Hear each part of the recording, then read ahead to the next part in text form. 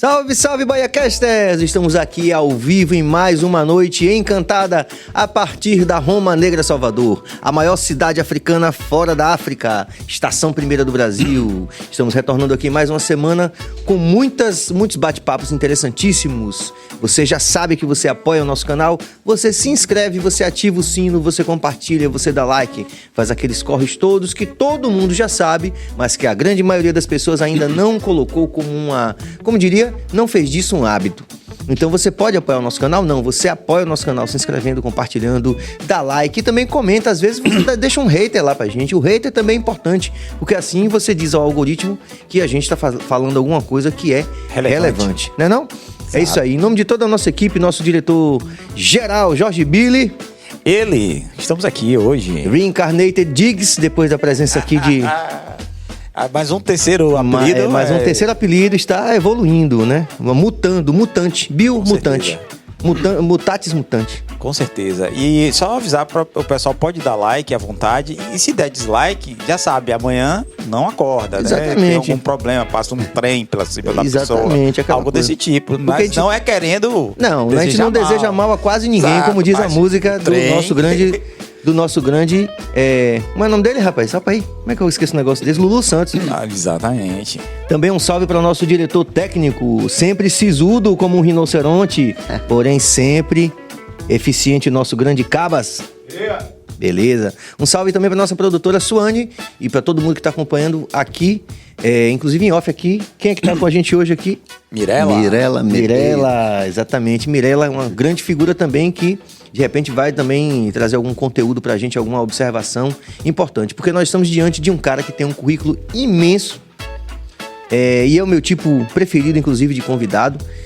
Um cara que tem uma atuação extensa e intensa na cultura a partir da Roma Negra Salvador. Um cara que já foi gravado, né, como compositor por diversos artistas de primeira linha. É tanta gente, são tantos prêmios, tantas indicações, tantas andanças na arte, na cultura, no conhecimento desse cara, que é melhor começar a conversa e a gente ir tentar desenvolvendo, porque senão ia ter que fazer aquela pesca imensa que vocês já sabem. E a gente vai descobrir passo a passo um pouco mais dessa história, trajetória, vida e obra do nosso grande J. Veloso. Oba! Depois de uma apresentação dessa, dá vontade de sair correndo pela porta. Porque dentro da Bahia, né, ser lembrado por estar vinculado à cultura de um local como esse que a gente mora, que a gente nasceu, Bahia, recôncavo da Bahia, né? Então, já tentando, dizendo que eu faço parte de alguma coisa de acrescentar alguma coisa, chamar atenção para coisa nisso, já é uma responsabilidade muito grande, né? Eu que sempre, todo o meu envolvimento com música e com tudo que a partir da música foi viabilizando eu fazer outras coisas, sempre foi com um olhar mais, assim, amador e romântico do que de uma pessoa experiente. Era mais... na intuição, né? E do prazer de observar belezas, talvez seja. Escravo da beleza, então? Eu acho que sou. Eu gosto de coisas bonitas e acho coisas bem diferentes, tão bonitas quanto uma em relação à outra, entendeu? Beleza ampla. É bom porque isso possibilita você gostar de várias coisas também, né? As coisas todas são bonitas. Depende, eu sou formado em veterinária, né? Estou falando Estava a ponto de perguntar. Não, porque me lembro na primeira aula que eu tive, porque a escola de veterinária na época era toda dirigida para criação de grandes animais, principalmente para produção. Era no auge da ditadura, tanto que tinha 50% das vagas eram destinadas para quem tinha fazenda e os outros 50% para quem não tinha. Então ficava mais difícil. Então, e era tudo dirigido para o que hoje a gente chama de agronegócio, né? Desde aquela época? Desde aquela época. É um perfil mesmo desses regimes, né? É muito curioso isso. É uma prova. E aí eu me lembro que na primeira... Eu entrei sem boi, né? Porque chamava Lei do Boi. Quem tem boi tem mais vantagem, porque disputa com um número menor de pessoas, né? Aí chegava, não, entrei pela Lei do Boi, não entrei pela Lei do Boi. Mas porque eu estou falando isso tudo, mas é para outra coisa. Eu me lembro que na primeira aula, eu nunca fui criado em zona rural. Eu nasci em Santo Amaro, vim e cresci em Salvador. Você é de 61? 61. Então, eu tenho minha relação com a vida toda urbana. Mas, nessa época, a escola veterinária não tinha nem a clínica de pequenos animais, cães e gatos, é uma coisa que não tinha nem muita relevância dentro do curso. Era mais criação de boi, porco, galinha. Uma visão, coisas. sobretudo, utilitarista, né? Do saber veterinário, né? Era uma coisa mais ligada a essa... Hoje não, hoje a escola veterinária, a maioria dos alunos que entram é mais querendo mais trabalhar com pet, essas coisas, que é muito bacana, eu acho. Que eu entrei pensando nisso, mas aí cheguei lá, tive que estudar outras coisas. Mas voltando à história, aí o professor chegou e disse assim, vocês vão ver com o tempo que vocês vão identificar se a vaca é feminina ou ela é masculinizada. Eu achei aquilo uma maluquice. Mas com o decorrer do tempo deu para compreender que aquela vaca tem a vaca mais bonita, não sabe? Como você vê que a beleza está em saber observar as coisas, né? Sim, com certeza. A beleza está realmente... o conhecimento. Você, né? inclusive, tem uma linha de... Eu estava me debruçando com mais cuidado sobre a poesia que você produz, que é uma poesia de extrema sensibilidade, inclusive. Queria registrar isso, assim, que eu fiquei realmente impressionado com muitas linhas. E você fala um pouco dessa coisa de que a beleza está no olho de quem vê mesmo, né? Assim, eu não vou lembrar da linha exatamente, mas você fala que se fizer como eu aprendi, como é aquela parte? Tem tudo a ver com isso que você está falando agora. Essa daí é a música Quirimurê. Foi uma música minha que foi indicada, concorreu melhor canção. É uma música que é minha letra e música, que eu não sou músico, então as músicas, essas aí são feitas quase junto ao mesmo tempo. Mas você fala basicamente sobre isso. Como é aquele refrão? A história de Quirimurê é como os índios chamavam a Baía de Todos os Santos, né? Então é como o caboclo chegando numa sessão espírita visse a cidade toda transformada, né? A igreja do Bonfim, o farol da Barra, ele ficando assustado. Aí no final ele diz, se me derem a folha certa e eu cantar como aprendi, vou livrar a terra inteira de tudo que é ruim. Eu sou o dono da terra, eu sou o caboclo daqui. Já era uma mistura da... Belíssimo. Eu fiquei realmente assim, bastante tocado com... Hoje estava redescobrindo, né, sua obra, né? Porque é isso, a gente também, nesse corre, hoje a gente tem tanta coisa acontecendo, né, em termos de arte e cultura, tantos lançamentos. Por dia, quantos lançamentos Spotify, Billy? 1 milhão de músicas, parece que sobe 1 milhão de músicas no Spotify por dia, um negócio assim. É um número absurdo. E a gente fica um pouco, principalmente nós da geração, nós que somos veteranos, um pouco com uma certa dificuldade de acompanhar tudo que está acontecendo. O que, historicamente, não é o seu caso. Você tem uma longa história como compositor, você foi gravado por muita gente grande, né? Fui gravado... assim, por Bethânia, né? Sim. Maria Bethânia, que representa, assim, passar no vestibular de música mais difícil para todos. É mesmo. E eu fui gravado, a história é a seguinte, eu me tornei compositor por causa da veterinária, porque eu não tinha... Tô curiosíssimo. Eu não ia me envolver em música, não, eu gostava de música, mas... não assim para fazer, para compor, para ser artista. Não tinha nenhuma vontade disso. Mas morando em Santo Amaro, de noite eu não tinha o que fazer. Eu morei com minha avó Canoa, que foi um dos grandes presentes que a veterinária também me deu. A veterinária me deu os melhores presentes indiretamente, porque eu fui abrir um consultório lá. Aí eu ficava no consultório, de noite não tinha o que fazer, ia para casa de Roberto Mendes. Roberto Mendes era compositor, mas ninguém sabia quem era ele aqui em Salvador. Era conhecido de Santo Amaro e quem cantava era Jorge Portugal. E aí eu conhecia aquela obra dele, uma obra desconhecida, e eu ficava sentido com aquela falta de possibilidade daquelas músicas serem conhecidas, né? Aí eu me tornei compositor por causa disso, porque eu ia encontrar com o Roberto e o tempo ele foi provocando, eu levei uma letra, ele musicou. Aí a partir daí depois que você, principalmente quem não é músico, quem não sabe como é que é pegar um trecho, uma letra, sim, assim, botar melodia naquilo, né? Então, quando eu vi aquela letra que eu dei cantada, parecendo que tivesse dado alma àquelas palavras, né? Que aquelas palavras antes pareciam aqueles teatro de boneco, o boneco está triste, parado. Quando a pessoa move, vem a vida, né? A sensação que eu tive foi essa. Você, a partir daí, então, você passou a ser parceiro de Roberto Mendes? Passei a ser parceiro de Roberto Mendes.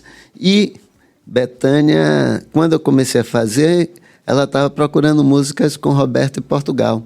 E Roberto apresentava, essa daqui é de Jota, essa daqui é de Jota. Já tinha uns 3 discos, essa aqui é de Jota, essa aqui é de Jota. Aí teve um dia, ele disse, não vá não que eu vou mostrar umas músicas da Bethânia hoje. Ela estava lá, mas eu tinha que ir... Ela ia lá na casa dele? Lá em Santo Amaro. Ela estava na casa de minha avó, ele ia ao encontro dela, né? Lá para ela, para mostrar as músicas novas para ela. E aí eu fui, eu não vou ficar não, Roberto, tenho coisa para fazer em Salvador, eu não podia ficar.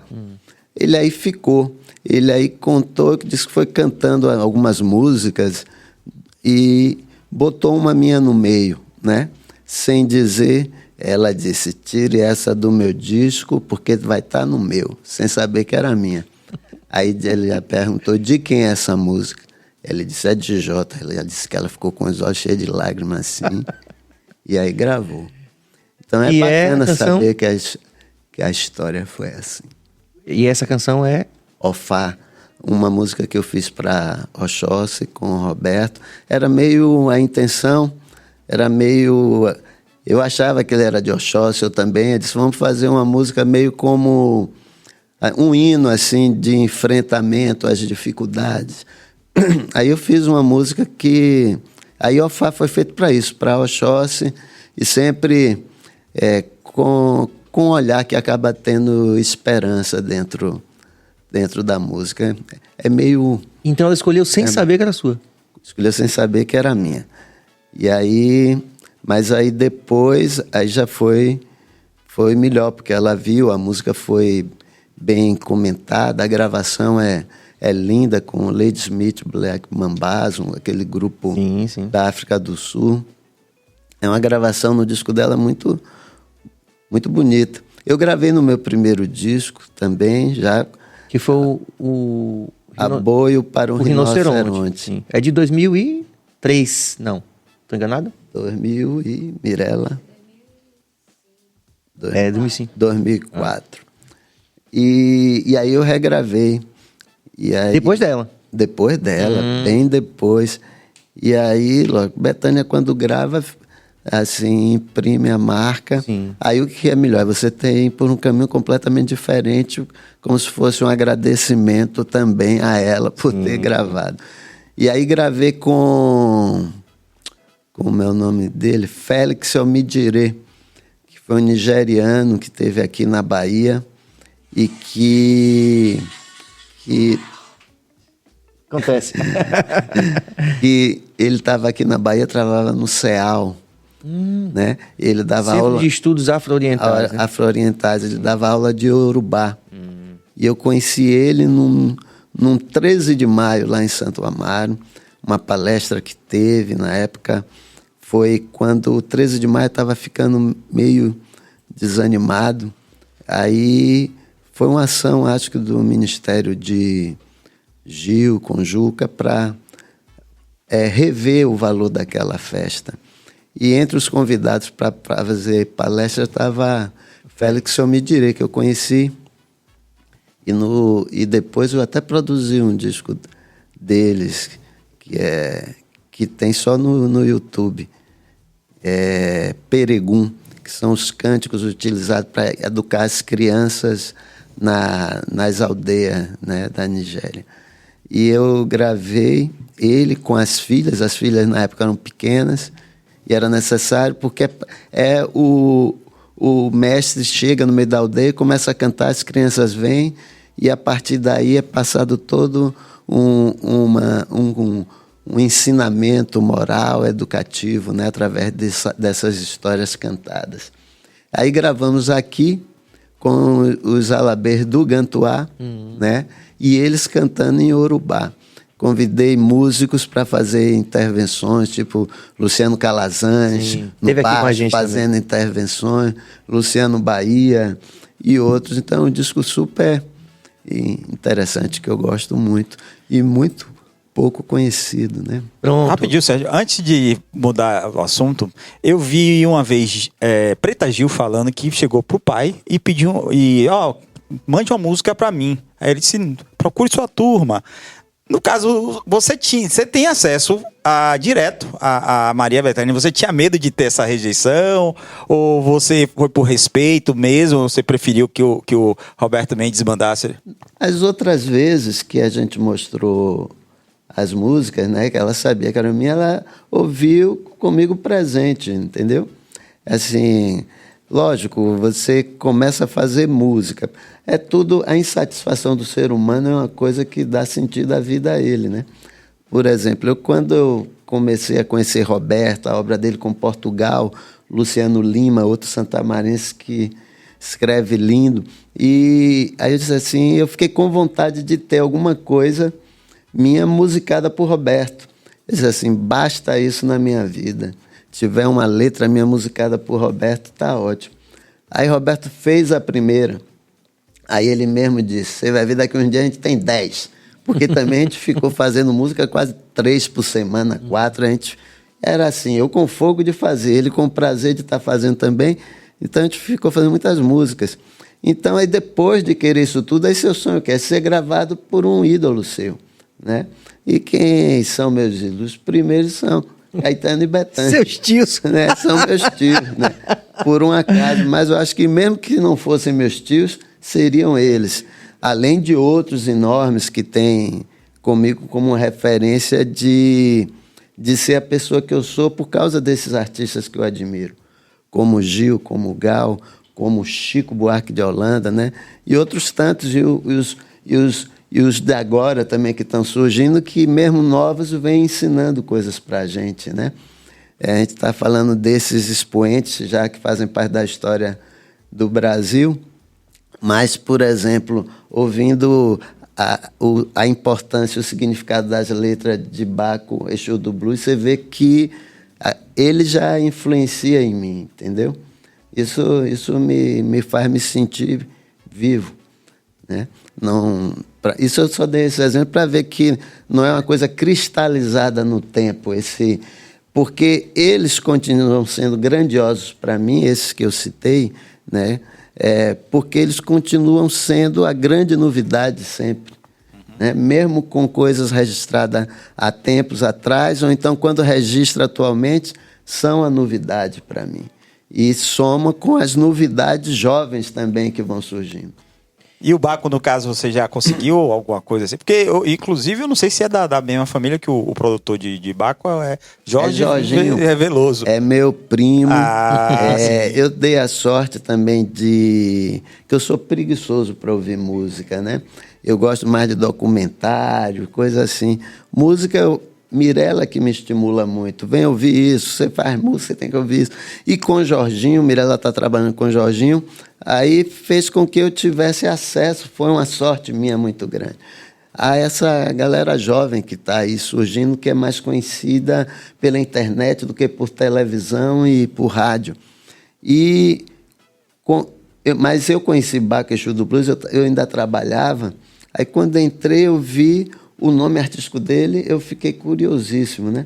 Aí fui ler a entrevista dele, a entrevista era top mesmo. Eu disse, pô, o cara bota para quebrar mesmo, merece o nome artístico que tem. Aí passou, mas eu não fui ouvi alguma coisa rapidamente. E eu não tenho hábito nem costume de ter prazer ouvindo rap, né? E aí eu ouvi rápido. Mas aí, depois disso, o Jorginho veio, aí ele ia fazer um show na Concha Acústica. Eu já tinha encontrado com ele em algumas coisas com o Jorginho. falado. E quando cheguei na concha acústica lotada, e aquele cara... Aí eu já tinha escutado algumas músicas dele, com Mirella, tudo. Eu já estava louco, né, com as coisas. Quando eu vi o público respondendo daquela forma, não tem como você não se transformar ali, né? Ali tem uma coisa que lhe faz bem. Não, claramente não precisa você saber, mas você sabe que você saiu com um upgrade assim de como ser humano ali. Você se toca, abre seus olhos, seu coração principalmente. Com certeza. Baco é um cara que tem realmente, né, solidificado a presença dele como artista no cenário. Era interessante que eu encontrei com ele lá em Vitória, Espírito Santo. Foi muito engraçado, né? Porque como nós somos veteranos para ele, pô, vem com aquela coisa. E a gente até reitera aí, quem tiver perto de Baco aí, gente. Baco, esse espaço aqui também é seu. Se você quiser vir aqui bater um papo, vai ser um grande prazer receber você aqui, como tantos outros novos que estão aí balançando as estruturas também. Mas ainda um pouco nessa linha, Jota.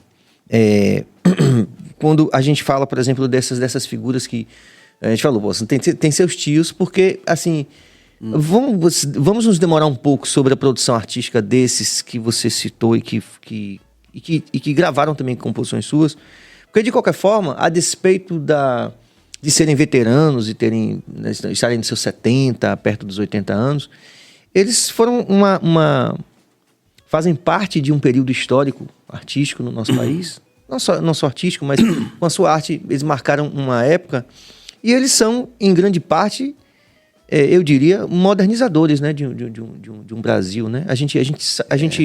A atuação artística de Chico Buarque, de Caetano Veloso, eu enxergo, sempre digo a todo mundo que a música popular brasileira tinha um projeto de modernização do país.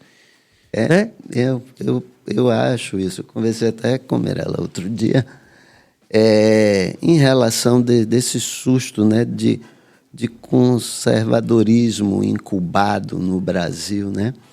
Mais do que em países vizinhos nossos, daqui da América do Sul, são menos, né?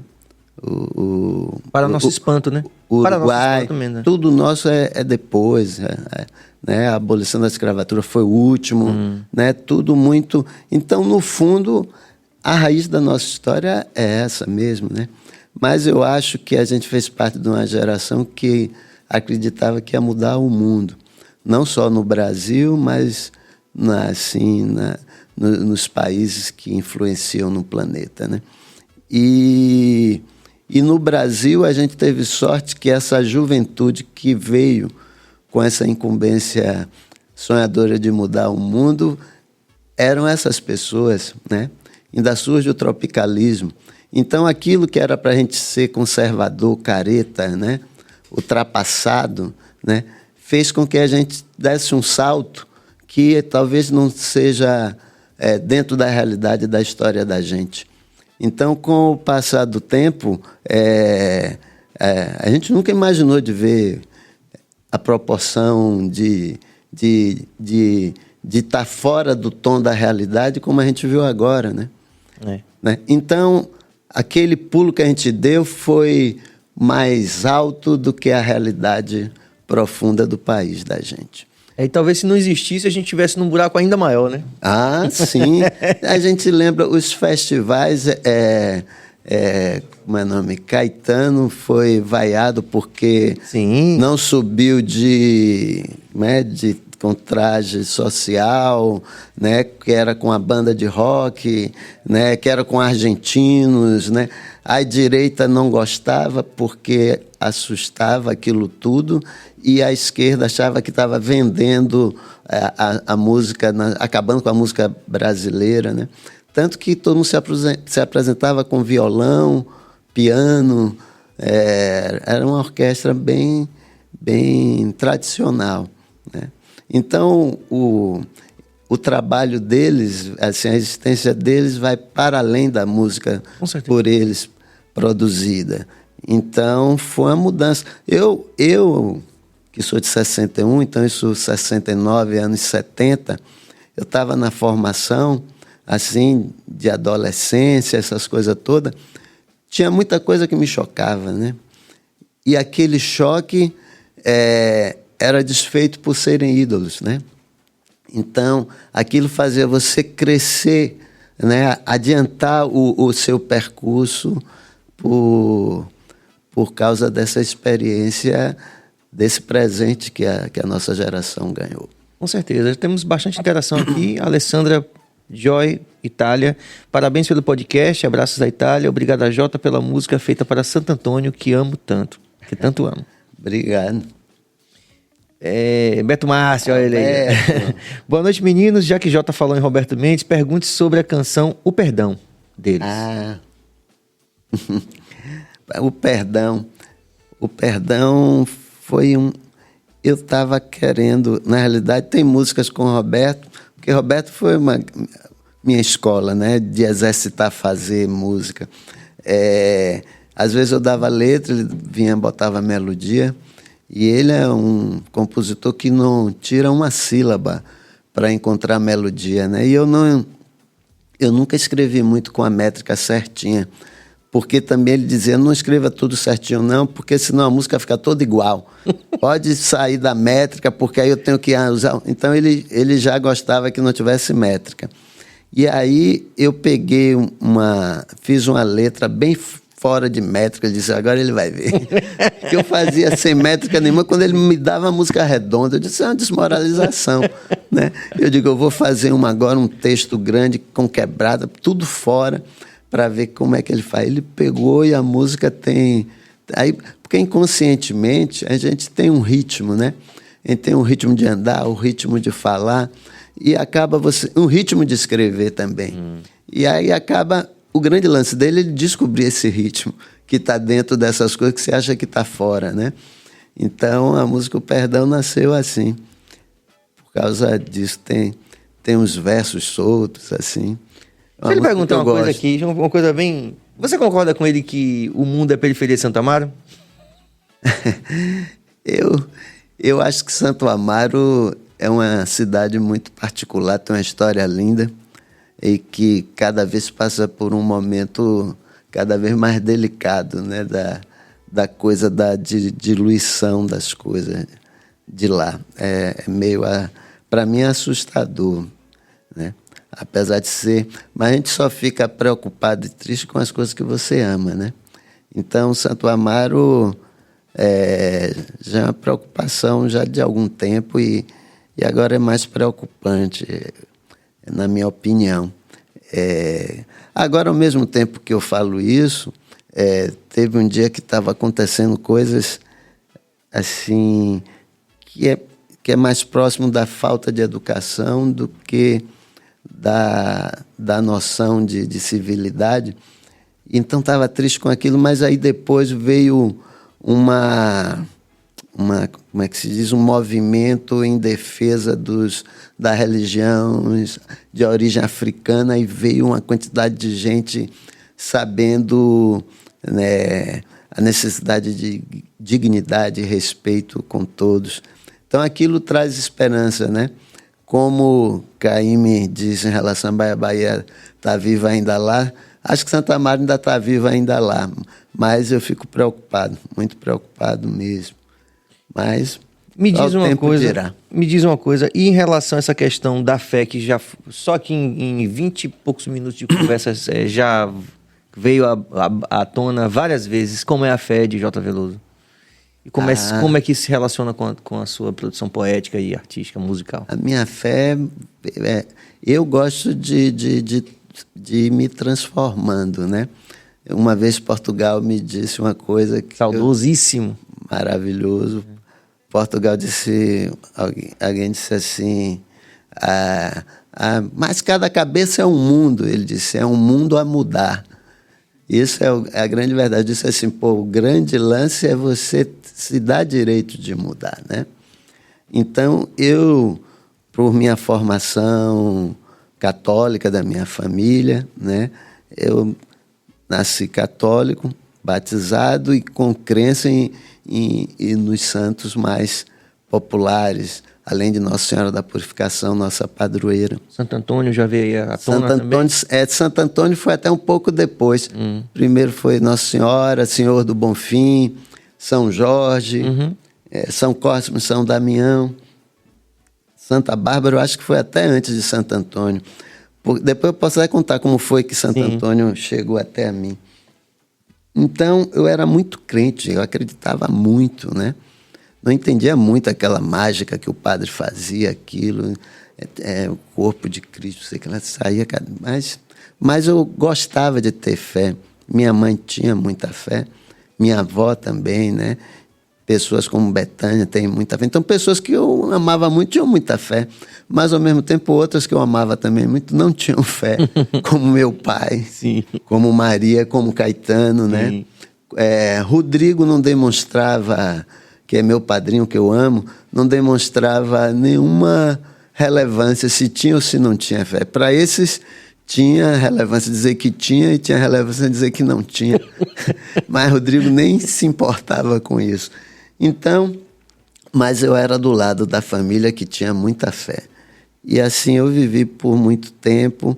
Depois o envolvimento com Candomblé, que é outra religião, com a beleza incomparável, com a riqueza imensurável que lhe encanta.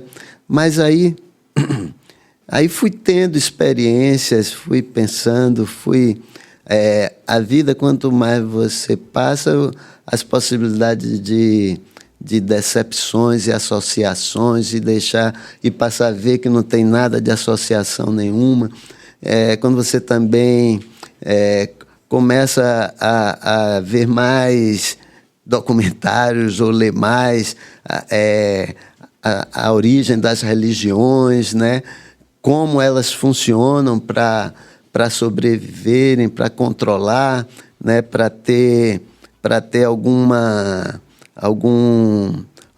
geralmente alguma vantagem dentro dessas situações.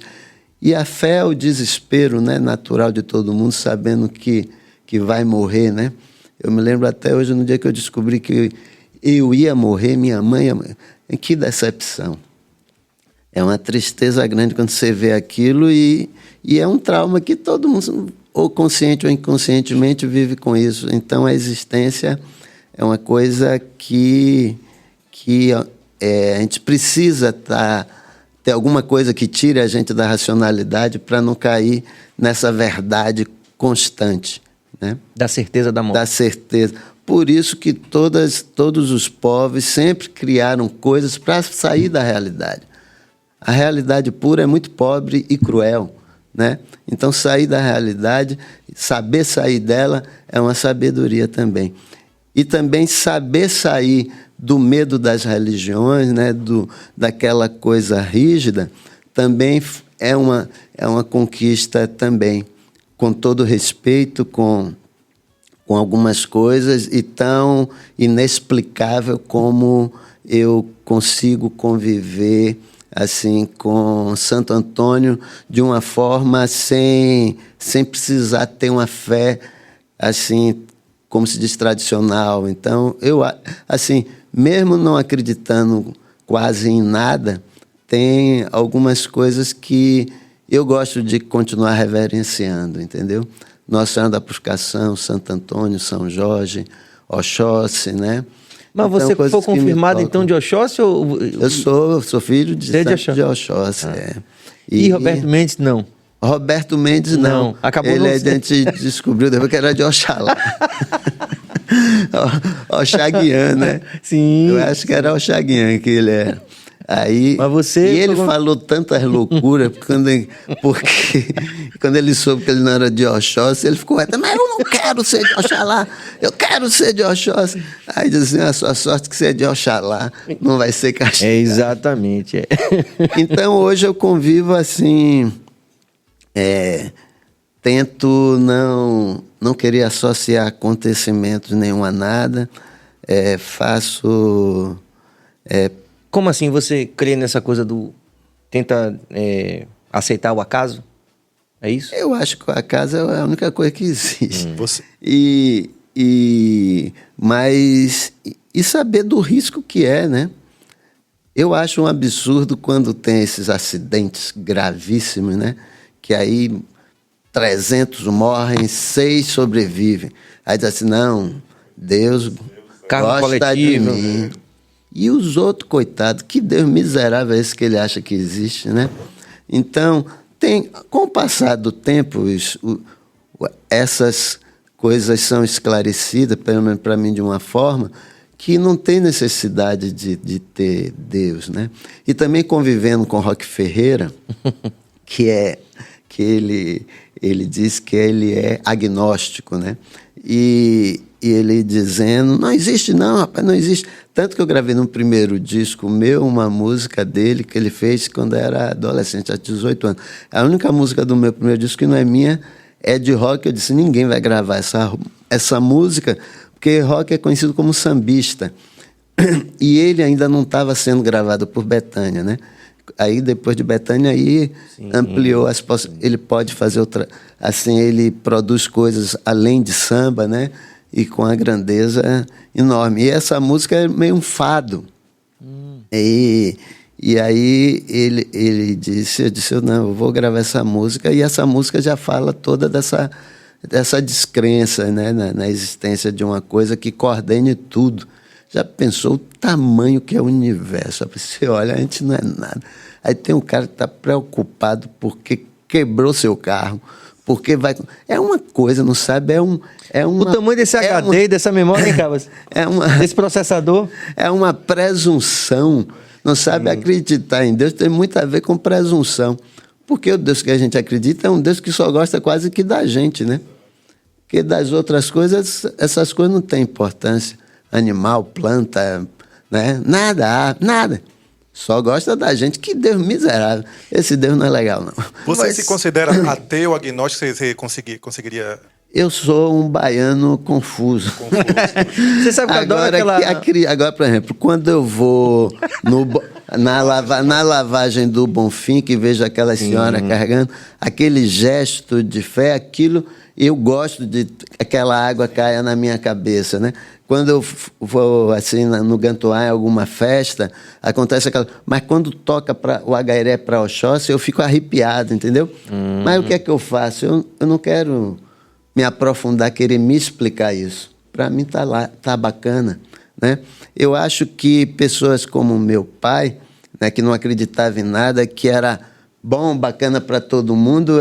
Isso era mais legal, porque tem muita gente que é bacana, meio com uma permuta religiosa, né? Você bacana, vou ajudar aqui, porque ali eu ganho mais, sabe? Tem uma negociação que é mesquinha, às vezes, nas relações religiosas. E meu pai não tinha. E era bacana, eu não acreditava em nada. Ele não fazia aquilo achando que ia ser retribuído ali na frente. Então, isso foi outro ensinamento que, através de Maria, minha irmã, que nunca acreditou em nada, né? Também, e que também é assim. Então, isso me fez ver que não precisa... É bacana que quando a gente não precisa de Deus para ser bom. Isso é a melhor coisa. Isso é bonito pra caramba. Eu, inclusive, aqui, você sabe, a gente tá aqui fazendo 1 ano e 8 meses fazendo isso aqui, e a gente tem grandes relatos, grandes narrativas aqui, como a tua. E é muito curioso que eu... irremediavelmente me lembro da expressão, com muita frequência, quando fala de fé, da expressão de Alceu Valença, que é ateu comovido, né? Que é aquela música, né? Como é? Ateu comovido, o nome da música, né? Que ele fala assim, descendo a ladeira à igreja da Sé, ateu comovido em busca de fé. Bacana. Não é massa? Ele é... E, bom demais. não é? Ele tem umas imagens fantásticas, mas Jota também, assim... pira na sua poesia, bicho, na forma que você tem de escrever, que assim, é algo que deve ser frequente na sua carreira. A associação do nome Veloso. Quer dizer, isso traz um peso de responsabilidade. Se for colocado, inclusive, se puder recuperar a interação, não é nem somente eu que falei isso. Na verdade, eu estou buscando essa referência. Se aparecer, a gente vai comentar. Pronto, Bacurau. Qual o peso artístico de ser um Veloso? Acho que isso me dá mais irresponsabilidade do que me traga algum peso, né? Eu na realidade, eu me envolvi em música não para ser famoso, não para fazer sucesso, não para subir no palco, não para ser conhecido na rua. Eu me envolvi com música porque, primeiro, era meu amigo querido de Santo Amaro que eu encontrava. que eu passei a admirar aquela forma que eles faziam música. E eu sou muito acanhado, tímido, e melhorei isso depois que comecei a compor. Virou como uma terapia para mim, né? E depois da terapia, dentro da coisa de você escrever, assim, para exorcizar coisas, depois a coisa de cantar, de subir no palco, né? Então, eu me lembro quando eu fazia o curso de veterinária, ia ter que dar aula. Eu ficava uma semana sofrendo com aquele dia só porque eu ia lá na frente falar. Então, meu perfil era esse, né? De timidez. A música me tirou, né? Escrevendo, e o palco me tirou mais ainda, né? Hoje, eu gosto de ir nos lugares, né? Sei, de alguma forma, conversar com pessoas que eu conheço há pouco tempo, coisa que eu tinha bloqueio. Isso tudo foi a música que me deu. Não só compondo, mas também cantando. E como eu fui parar nesse lugar que eu estou, né, com esse prestígio de ter sido convidado por vocês para falar, só por paixão mesmo, para libertar essas coisas que me incomodam, ou para sinalizar para coisas que eu acho que é importante, que possa ajudar de alguma forma, não só as pessoas, mas, ironicamente, até o planeta, entendeu? Essa parte ambiental, social, né? Eu vejo que a música pode, mais do que ser um entretenimento, ajudar a modificar as coisas para o bem, né? Então, minha viagem com música, acho que é mais por isso. Então, quando eu vou fazer tudo que eu faço ligado à música, antes de tudo tem verdade. São coisas que eu quero dizer, né? Tanto que quando eu faço uma apresentação, eu acabo falando, né? Entre uma música e outra não, porque às vezes fica cansativo, mas eu monto de uma forma que a música mostre o significado dela, né? Por que ela está ali, né? A origem dela. Por exemplo, Quirimurê mesmo, que foi feito para a Baía de Todos os Santos, foi a partir de uma viagem com Betânia, né? E vendo a destruição das coisas, né? Que é o avanço, né? da humanidade, como ela vai ocupando os espaços, né? E a surpresa, nessa época era muito religioso, de numa sessão espírita, um índio chegar e ficar abismado com aquilo tudo. Então aquilo para mim tinha um significado na época, que era muito... Hoje tem um significado assim também diferente de quando eu fiz, mas ainda muito importante dentro, no caso dessa música. Então são coisas que surgem assim, querendo de alguma forma ter utilidade. Eu nunca acertei fazer sucesso, nunca descobri. E quando fiz uma música, por exemplo, Santo Antônio, eu fiz Santo Antônio, né? Eu nunca mais quis seguir o caminho que fiz para fazer Santo Antônio, né? Fiz Santo Antônio. Isso também, a gente fazia uma música tipo um bolero, aí no outro dia a gente inventava fazer um rock, para não ficar... E para brincar com a riqueza dessas possibilidades também, né? Cada ritmo lhe leva a você querer dizer uma coisa de uma forma, dizer outra, né? Isso é bacana, como o ritmo está nas coisas de tudo, né? Da escrita, de tudo. Não sei se eu respondi. Sim, eu acho que sim. E até eu arrisco acrescentar que como as coisas estão conectadas, né? Por mais que a gente... muito demasiadamente para a gente, para ateus comovidos como nós, né? Assim, porque veja, quando você fala do meio ambiente, como você fala dessa coisa poética, inclusive do índio chegando dessa forma. Que foram exterminados, né? Sim, sim. Os poucos que têm vivem numa situação calamitosa, né? Então... Mas eu digo assim, no sentido de você começar a veterinária e ao mesmo... paradoxalmente, já que é uma coisa muito mais cartesiana, muito mais objetiva, né? Medicina veterinária. e completar essa mandala desse jeito, né? Falando do meio ambiente, né? Pela sua arte, né? De qualquer forma, parece que tem um sentido de devoção, assim, né? De sentido pra vida. Por mais que a gente, como ateu, comovido, às vezes duvide, né? Porque diz que, pra começar, diz que a fé já é um processo complicado, que é 99% de descrença e 1% de dúvida. A fé, né? Tem uma coisa E a gente ainda mais como ateu tá aquém disso, né? Tem uma coisa de Chico Anísio que é um gênio, né? É verdade. Maravilhoso. Aí ele tinha um personagem que era sempre para finalizar o programa, que é aquele profeta. Sim, é verdade. De barba, aparecendo Bom pra assim, caralho. as pessoas todas ajoelhadas, olhando o que ele ia falar. Ele aí pergunta, quem quer ir para o céu? Aí todo mundo, quem quer ir para o céu? Eu. Quem quer ir? Aquele delírio, ele disse, quem quer ir agora? Menino, o silêncio absoluto. Se todo mundo acreditasse, né? Ia querer ir pro céu na hora. Com certeza. Temos bastante interação, não temos, Cabas? Que eu quero passar para a parte de premiações e indicações. Antes disso, Jota, a questão da linguagem hoje, da internet, né? Que as pessoas, muita gente se preocupa, eu quero estar conectado, quero estar atualizado. Você tem essa preocupação ou para você, não, tá tranquilo? Ou nunca teve, né? Por exemplo, essa questão de... Eu não sou desinteressado com essas coisas de tecnologia, de avanço, de internet. Minha geração não tem como acompanhar a velocidade desses meninos que são incríveis. Mas eu gosto de muitas coisas da internet, gosto de coisas assim, mas não sei mexer também em muitas coisas.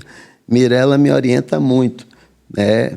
Mirella ganha um cheque em branco, porque você citou ela ali socorrendo em base diária. É um HD externo. É um cheque em branco que você ganha. Interno.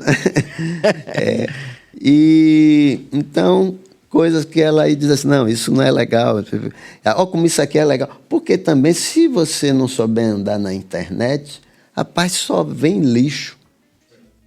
Eu ficava revoltado. Quem tem esse negócio de ficar passando cara de vídeo, né? No meu celular só vinha coisa que não tinha a menor graça. Quando eu vi os de Mirella, cada coisa bacana, eu digo, que porra é essa, Mirella? Eu digo, não é porque você não acompanha coisas legais, porque eu ia acompanhando, assim, por exemplo, vi uma coisa assim, e assim, achava que, por consideração, eu deveria acompanhar, entendeu? Era um gesto assim, mas às vezes aquilo, ela me explicou, pode encaminhar para coisas que são desinteressantes. Então, meu negócio era tudo, eu não tinha a menor graça aquilo. Hoje, no celular dela, dá para ver um bocado de coisa que eu dou risada, umas coisas bacanas assim. Mas é uma mudança, assim, de comportamento para a humanidade muito, acho que nunca teve nada tão vertiginoso, rápido e violento, né? E acho que vai demorar um bom tempo para a gente ter educação, para saber conviver com isso, que é uma arma, né? Poderosíssima, e para que a gente não fique assim assustado. Sim, tem fake news, sim, mas não tem como controlar. Pô, quando você diz que não tem como controlar fake news, a gente está campado, a gente está numa situação perigosíssima, porque o poder de comunicação centralizado pode induzir a humanidade a fazer coisas absurdas, como já em aconteceu, cima de inclusive. Mentiras, né? Como já aconteceu, inclusive. Então isso é perigoso demais, né? Então precisa ter educação. Acho que a educação sempre é tudo. E a educação começou a ser confundida também. Todo mundo pensa que a educação é preparar o filho para passar no vestibular. Aí paga as escolas mais caras, que vai ter certamente a possibilidade de passar, e acha isso não é educação, né? A educação tem que ter filosofia, noção de sociologia, né? De cidadania. Isso é educação. O resto é passar em vestibular para ser riquinho, né? Para ter carro. Isso é idiotice. Muito bom. Concordo em gênero, número e grau, né? Não sei se daqui a pouco vão relativizar o gênero aí nesse ditado, não vai poder mais falar de gênero, né? Mas vamos lá. Vamos seguir aqui a interação, porque depois de um bloco de interação, eu queria saber a questão das premiações e indicações, que também são uma parte importante da sua obra. Duda Espínola, J. Caetano, Gil, Chico e outros tornaram-se clássicos atemporais, com obras celebradas por décadas. Volta a favor, Cabas. Você acha que as novas gerações produzirão clássicos que serão celebrados daqui a 50 anos? Eu acho que sim, né? Eu acho que cada geração vai ter o perfil da sua geração. A geração desse que eu citei, que ele falou também, da forma que ele fala, que ele admira também, né? Era um momento histórico da humanidade. E eles tiveram, surgiram mesmo porque tinha também uma juventude que estava ansiosa e aberta para gostar daquilo, né? Que eles podiam não fazer sucesso nenhum fazendo aquilo também. Mas tinha uma turma que foi bem provocada e que abraçou eles logo como ídolos, né? Então, casou bem, foi um momento oportuno. E cada um tem sua época e sua linguagem. Eu ainda acho que todas essas coisas novas que são lançadas, o disco novo de Caetano, para mim, é o mais modernizante, assim, para minha cabeça, entendeu? Então, eu acho que realmente que ele vai estar à frente muito tempo ainda. Mas é imprevisível, né? O futuro. E com as possibilidades positivas da internet, podem surgir coisas incríveis e inesperadas, que a gente nem imagina que pode ser. Mas, ao mesmo tempo, tem pessoas que fazem música muito bem feita para aquilo que se propõe, mas com a influência muito grande desses artistas ainda. Assim como eles sofreram várias influências, né? De Dorival Caymmi, Noel Rosa, né? João Gilberto. João Gilberto. Tanto, eu acho que quem estiver no planeta vai ter a oportunidade de ser influenciado por aquilo que gostar mais. E a gente vai torcer que essas pessoas sejam sempre uma referência para outras. Eu vejo muita forma de Bach escrever, eu gosto tanto de MPB que eu acho que tem uma força de MPB dentro da beleza como ele escreve, né? Por exemplo, Raquel Reis, Sim. né? Ela tem uma coisa que é de uma baianidade que é a cara das coisas boas que a Bahia produz. Então são coisas que trazem esperança, muita esperança. Tem aqueles artistas que aparecem que trazem esperança pra gente, né? Ah, meu HD. Obrigado, porque é uma coisa realmente que me comove, é o Baiana System. Sim. Ali me comove mesmo, porque eu fui da Praça Castro Alves, do auge da Praça Castro Alves, que você chegava... A gente geralmente ia para o Porto da Barra, de manhã, ia para casa, comia um feijão, aí final de tarde, início de noite, ia para a Praça Castro Alves, ficava até de manhã. E era a coisa mais... Era ali, e era no auge da ditadura que existiu a praça, assim como ela ficou histórica. E era o lugar onde você tinha liberdade para tudo, né? Você vivia num país que tudo era proibido e tinha a Praça Castro Alves, que é um lugar que eu nunca vi até hoje. É uma liberdade tão bem comungada e respeitada em tantas pessoas diferentes. Então, aquilo era muito específico e prazeroso. Eu estava falando alguma E o Baiana? Ah, sim. E o carnaval foi se transformando, né? Tudo que começa a dar dinheiro acaba se transformando, né? A música também foi assim, porque antigamente as famílias não gostavam de ter filhos, parentes, artistas, era coisa de malandro, né? Na época de Noel Rosa, na época de Caetano Bethânia, eram pessoas também que estavam começando, mas não era um lugar, como na época ser jogador de futebol, né? Ninguém queria que fosse jogador de futebol, porque não dava para sustentar bem, carreira curta. Hoje essas coisas as pessoas querem isso tudo. E o Carnaval da Bahia, quando cresceu com essa música maravilhosa, festiva que a gente tem, que é bem feita e que não tem como carnaval nenhum do mundo competir, É injustiça querer, eu acho que comparar Carnaval da Bahia com qualquer outro, eu acho que é injusto. Mas a praça se acabou, né? Aquele lugar de liberdade, aquele lugar de questionamentos sociais, acabou, ficou tudo meio separado, né? Grandes estrelas, grandes festas, grandes blocos, depois grandes camarotes. Aí vem a frase de Caymmi, a Bahia está viva ainda lá. Acho que o Baiana System é a prova disso, né? Que aí vem no meio do carnaval, falando de coisas importantes, se comportando de forma diferente, né? Tendo a noção de distância e aproximação que quer ter do sucesso, que quer ter da fama, né? Sabendo a importância que tem o que eles representam, né? Tanto que eu sou amigo de Roberto Barreto, né? Me tornei amigo dele depois de já ser fã do grupo. E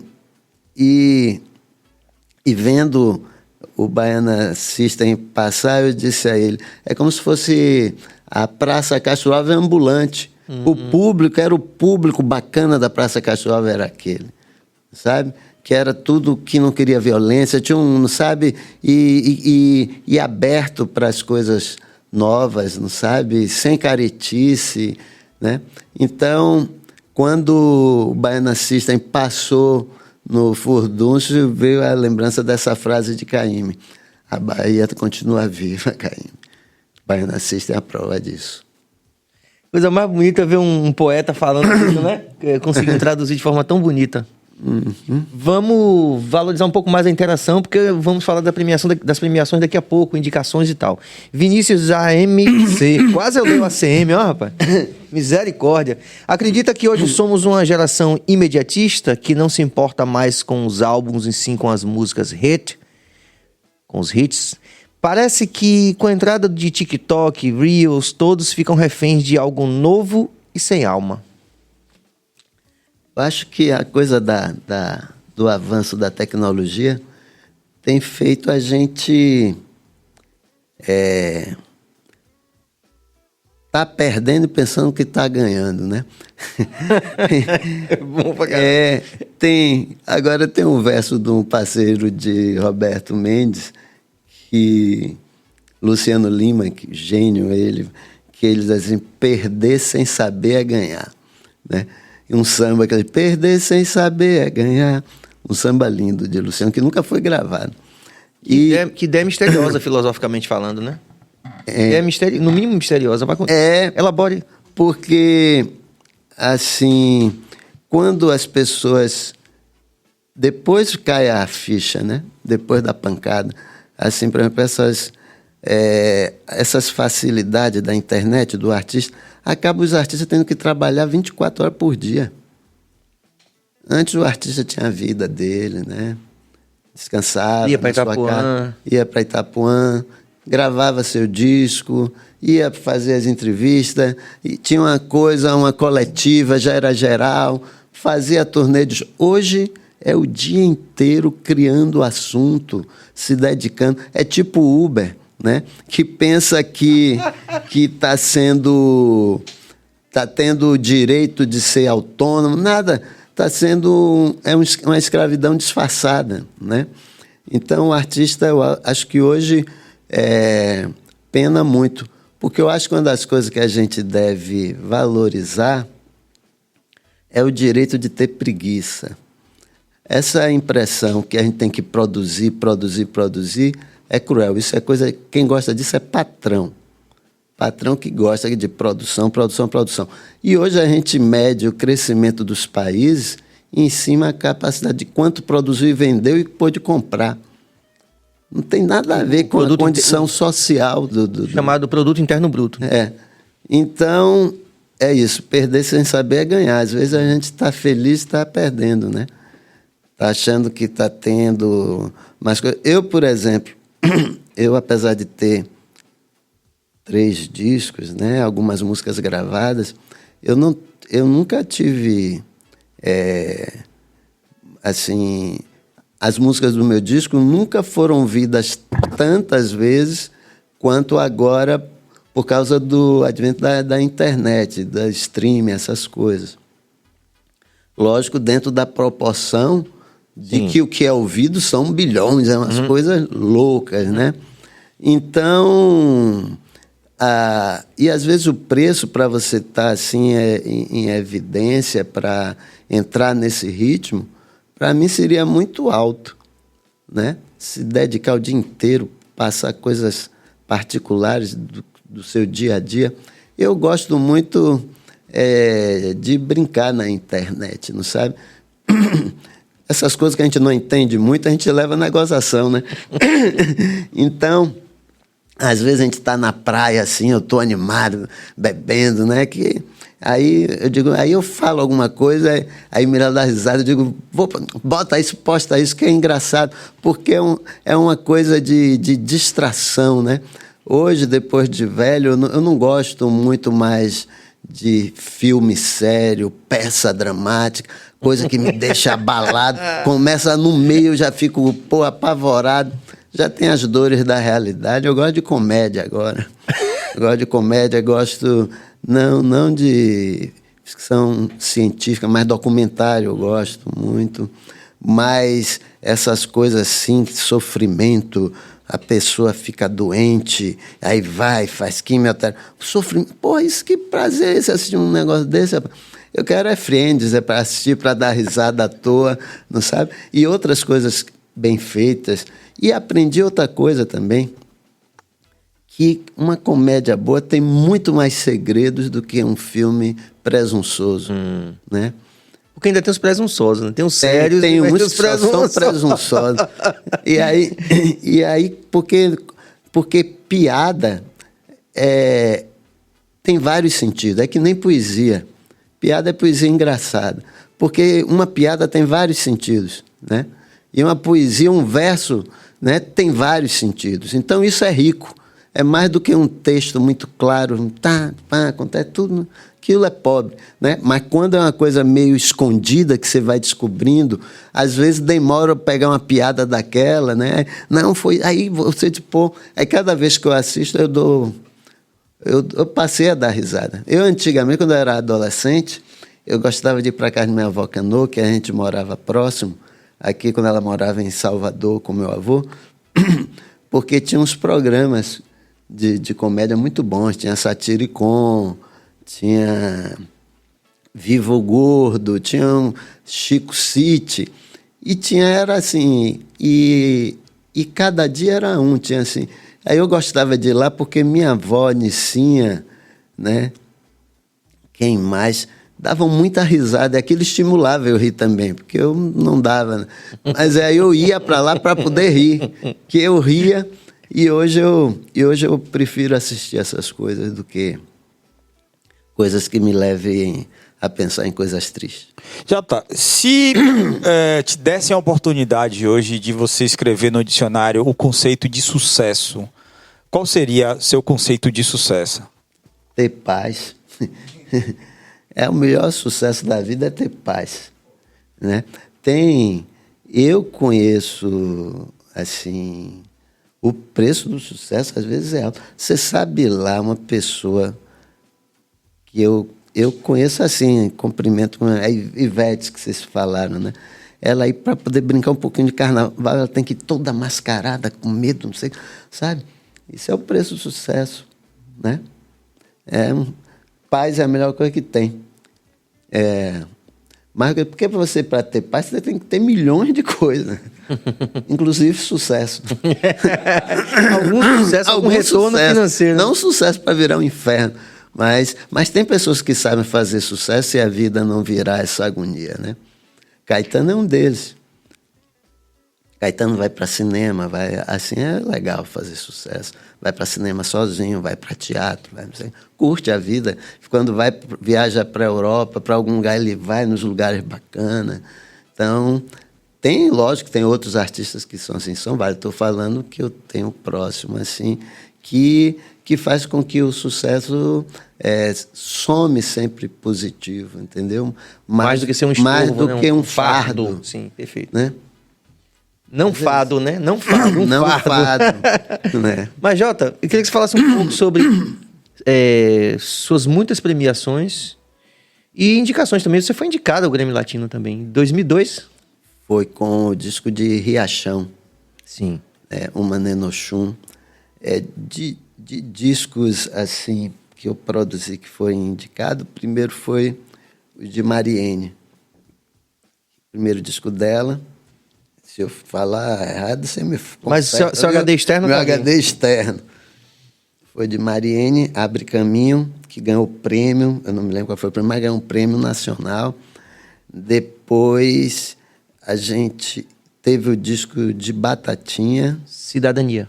Foi ao contrário. Primeiro foi Cidadania. Desculpe, Diplomacia. O primeiro Diplomacia. Foi Perdão. que eu produzi com... Aliás, é a partir daí. Paquito. Porque, com Paquito. E surgiu a ideia de produzir Batatinha. E a gente achava...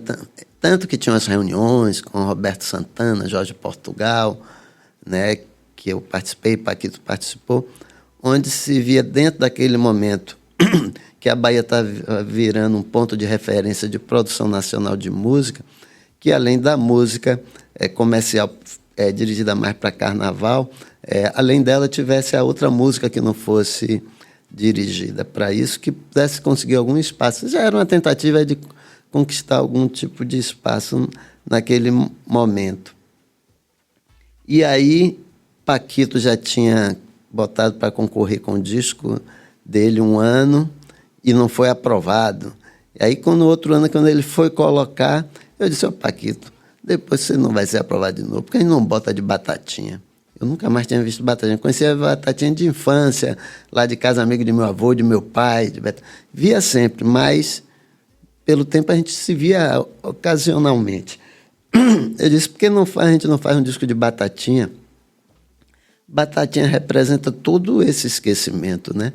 E a gente conhece poucas músicas dele. Eu conheço umas 8, 10 músicas que foram gravadas. Mas quem faz 8 músicas daquela deve ter várias maravilhosas. A gente bota o projeto de Batatinha, certamente vai ser aprovado, e ele serve de símbolo de que existe outra música feita na Bahia, o programa Feita na Bahia. E aí ele aceitou não botar o dele. Aí eu pedi até a Bethânia, na época, que ela desse aquela carta que se comprometia a participar do projeto, que eu disse, não, isso vai ajudar pode ajudar a aprovação, né? Aí eu sei que demos entrada, e antes de sair o resultado da premiação, a gente descobriu que o Batatinha estava muito doente. E aí a gente disse, ele aí, quando viu, ele estava internado, a gente tinha feito algumas gravações em casa, fazendo a coleta das músicas que ele ia lembrando, e aí a gente viu que ele estava doente, muito doente. Aí disse, não, tem que entrar logo no estúdio, porque conversando com o médico disse, não, para a saúde dele vai ser bom, porque vai para a cabeça, para tudo. E ele não queria parar também a produção Batatinha. Aí entramos no estúdio, certo que a gente ia ganhar o prêmio. Entramos na WR, que era caríssimo. Sim. Né, o custo de gravação alto, porque era um disco que a gente queria fazer, porque já tinha tido algumas produções de Batatinha, que eu me lembro que perguntaram a Batatinha, você quer quem apresente seu disco? Ele disse Jorge Amado. Aí o cara disse assim, Jorge Amado, Batatinha? Você acha que Jorge Amado vai escrever? Pô, Batatinha. Para você ver o olhar como via Batatinha pequeno. Depois Jorge Amado soube disso, que eu contei para Maria Sampaio, a filhada dele. A Jorge Amado disse, eu ia adorar escrever sobre ele.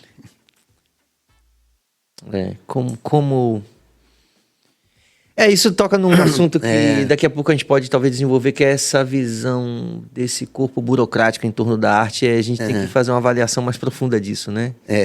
E aí, não consegue enxergar essas relações, né? Enfim, mas vamos lá. Aí fizemos o disco de Batatinha, o disco de Batatinha ganhou o prêmio de melhor de samba do ano. E a partir daí, no lançamento do disco de Batatinha, Aí a gente já foi convidado, eu e Paquito, para produzir o de Riachão. Aí já foi com uma estrutura melhor e também com a mesma coisa que eu e Paquito a gente combinou, era procurar saber desses artistas o que eles queriam, como eles queriam e o que é que a gente achava. Então foram discos que foram coproduzidos com os homenageados, né? Tanto que a Batatinha, a gente sugeriu alguns cantores para participarem, né? E ele não quis cantores que estavam bem populares, que poderiam dar bem visibilidade a ele, né? E eu fiquei muito feliz por ele não gostar das sugestões. E aí fizemos aquele disco de Riachão, a mesma coisa. E o de Batatinha, a gente pergunta a ele. E a gente tinha crítica porque não foram pedir a Jorge Amado, né? Achando que Jorge Amado era uma distância, que Batatinha era uma merda. Era assim como eles viam, né? E aí a gente perguntou, Batatinha, você quer quem para apresentar seu disco? Ele disse, Cid Teixeira, o historiador. Sim, claro. Tá certo. E a capa, Caribé. Eu digo, porra, Caribé, como é que vai ser Caribé? Mas demos sorte que Maria Sampaio também era amiga de Caribé, porque Maria Sampaio é filha de Mirabeau Sampaio, artista plástico dessa mesma Sim, da turma dele. Tinha acesso, né? Direto. Aí pronto, aí fez o contato. Eu sei que saiu tudo como Batatinha queria, a capa de Caribé, aquela coisa toda. E o de Riachão também te perguntou como queria, né? E saiu outro disco também que eu gosto das produções que eu participei ou que eu fiz. O disco de Edith mesmo, que foi outro disco que ganhou o prêmio, era um disco de samba de roda, né? Ligado ao samba. Mas eu não queria disco de pesquisador, porque eu não sou pesquisador. Eu vou assim, na intuição, romântico, apaixonado, admirador. Não sou pesquisador, sou admirador. E querendo registrar da forma. E eu disse assim, tem que ser um disco que a gente bote no início e até o fim vira um samba de roda em casa. Uma festa. A ideia é virar uma festa e brincar também com coisas que estão relacionadas ao pós-samba de roda, a chula, sim, né? Sim. Tanto que tem uma gravação no disco de Edith com a percussão do Cortejo Afro, Sim. que é o samba reggae tocando o samba de roda, né? Mostrando que está tudo ali. Tudo conectado. Então, o disco de Edith tem essas coisas. Então, foi feito assim o disco de Edith. O de Mariene, na época, tinha mais... Esse primeiro tinha mais o meu perfil ligado à MPB, de ser apaixonado pelo tropicalismo, de ter coisas bem diversas. Mas, na época, Roque Ferreira se aproximou, e amigos, e ele começou a sugerir que deveria ser por samba, porque não tinha nenhuma cantora de samba depois de Clara Nunes e Beth Carvalho. E ele tinha razão. E, de fato, ela assumiu esse... Foi, depois do primeiro disco, ficou bem, e que foi bom também. Sim, e é preciso a gente dizer que eu sou, na verdade, amigo de adolescência de Mariene, né? A gente era na mesma área da cidade. E tem uma foto, se eu achar essa foto no dia que Mariene vem aqui, a gente vai bombar na internet, que é eu e ela cantando no Réveillon. Eu e ela, os dois cantores da banda, uma banda no tipo de Réveillon, bacana. Assim. Mas ela, assim, 18, sei lá, 15 anos de idade, um negócio assim. Mas só para deixar claro isso, né? Assim, que ela assumiu essa posição com justeza, né? Com merecimento, né? Lógico. Ela é uma grande intérprete. Grande intérprete. Você acompanhou essa última polêmica dela em relação ao Carnaval de Salvador? Rapaz, esse negócio... Isso eu fico meio perdido mesmo, né? Tanto que às vezes minha irmã diz assim, pô, mas você está completamente por fora, parece que você está na Lua. Eu digo, é o único lugar que eu tenho paz. Tá fora daqui, né? Acabei sabendo algumas coisas, mas não procurei ver nada. Eu sei mais de ouvido do que de ter lido alguma coisa. E vocês foram casados quanto tempo? Não sei. 4 anos. Sim. Vocês têm Um filho. Um filho. João Francisco. João, pronto. E Eu penso, eu não, a gente não, eu conheço muito mais sua história do que ele conhece assim pessoalmente, mas eu achava que vocês tinham mais filhos, só João. só João. E o que eu achei é que eu fiquei assim, mais triste, sem querer. Tem hora que o importante não é ter lado, o importante é resolver. É bom para o Carnaval da Bahia ter Mariene de Castro? Lógico que é. Né? E é bom Mariene de Castro ter, assim, ter contato para intermediar essa ligação, que a coisa flua da melhor forma possível, é torcer para que isso dê certo. Sim. Porque é bom para a Bahia, é bom para a carreira dela, é bom para todo mundo, é bom para a música baiana, né? Tem um comentário que a gente vai fazer que foi de Sara, que Sara tá aí com a gente? Não, tá no Instagram, né? Falando. Ah, pronto. Sara Jane está no Insta acompanhando a gente e tá mandando um salve também. Ah, E Sara. a gente tá também aguardando a oportunidade de Sara vir para cá, né? Porque Sara também faz parte dessa história. Agora, só para não perder isso, Jota, porque veja que você começou falando, isso aí é uma coisa minha mesmo, viu? Porque Tranquilo. o host também não pergunta só profissionalmente, não.